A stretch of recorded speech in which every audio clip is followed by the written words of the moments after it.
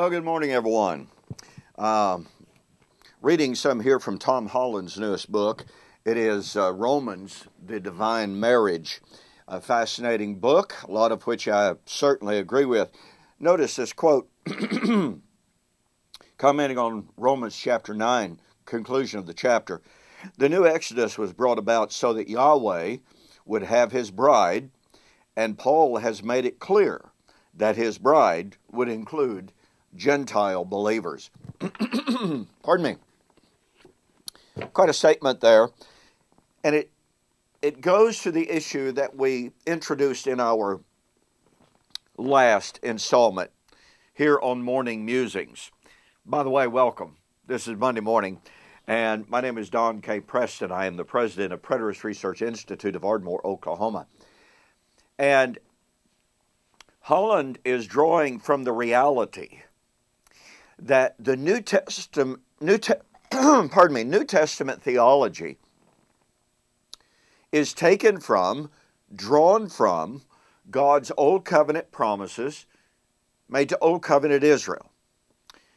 In our last installment, which was dealing with Zechariah and the correlation with 1 Peter, we introduced to you a thought that is absolutely incredibly important for properly understanding, properly interpreting the story of New Testament theology, the New Testament doctrine of soteriology, the doctrine of eschatology. This is the fundamental reality. Paul, Peter, James, John. In fact, all of the New Testament writers tell us that what they are teaching, what they are preaching, was nothing but the hope of Israel found in the Old Testament. Paul said that his doctrine of the resurrection was that which was found in Moses, the law, and the prophets. Acts 24, 14 and following. He said in Acts 26, 21 and following, and now, having obtained help from God, I stand testifying both to small and to great, saying no other things than what Moses and the prophets said should come to pass, that Christ would be the first to be raised from the dead and give life and light to the Gentiles. Peter, in Acts chapter 3, said that the restoration of all things, the goal of eschatology, would be the fulfillment of all of the Old Testament prophets who had ever spoken. Yea, from Samuel onward, Moses and all of them. He said his doctrine of the salvation that was about to be revealed at the day of the Lord was foretold by the Old Testament prophets who knew that they were not speaking of their day and of their time. 1 Peter chapter 1, 9 to 12. John tells us that the mystery of God foretold by the Old Covenant prophets was about to be finally realized, and there would be no more delay in the fulfillment of that mystery. Now, why is this important? Well, I was raised believing God was through with Israel at the cross. Beginning on Pentecost and forward, God had no more promises made to Old Covenant Israel. Kim Riddlebarger says, all of God's Old Covenant promises made to Old Covenant Israel were fulfilled, and beginning with the church, we have a brand new set of promises. That's in his book, A Defense of Amillennialism.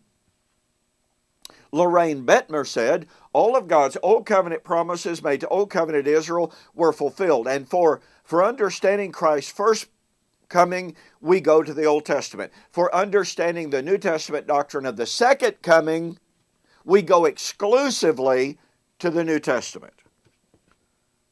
You see the problem here? Folks, in numerous formal public debates, I have asked my opponent, are your eschatological hopes based upon, taken from God's Old Covenant promises made to Old Covenant Israel, almost invariably, either my amillennial or my postmillennial opponents have said no, very often with exclamation points.